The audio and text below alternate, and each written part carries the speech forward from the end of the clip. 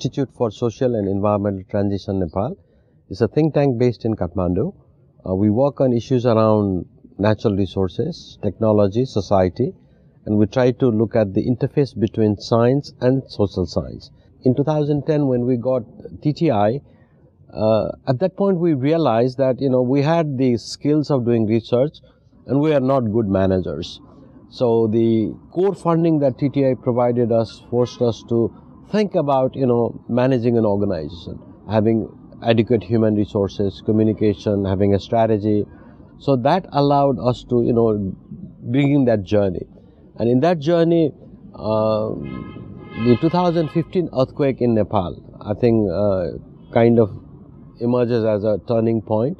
The knowledge that we had, the understanding that we had, could be applied in responding to the recovery aspect of earthquake. After the earthquake, there was ideas about here is the opportunity for us to build integrated settlement.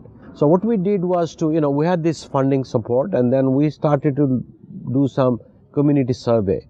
We talked with people at different levels in the affected area, and then we prepared a radio program asking people about what did they like, how do they want their settlements to become, how do they like their homes to become, and it was called Surakshit That Thalo, secure place of living. That led to our relationship build with some of the affected communities, and we prepare a plan in partnership with them. Then we go and engage with the national authorities, and then build up that capacity, continue that conversation and dialogue. And in that process, you also interact with other actors and also with the government, and the government come back to us and say, disasters are happening, people are getting affected.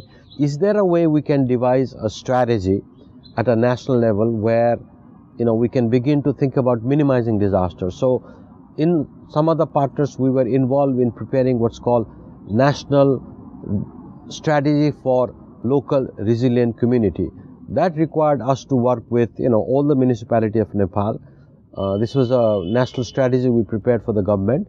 It's at the final stages of being approved. So therefore, having that core funding allows us to experiment, allows us to sort of push your boundary, allows us to leverage project funding, link that project funding to your larger strategy, and then respond to some of the pressing challenges. So it allows, in that sense, as a research group, as a think tank, to respond to the challenge that emerges. The core funding, therefore, is very, very central and important.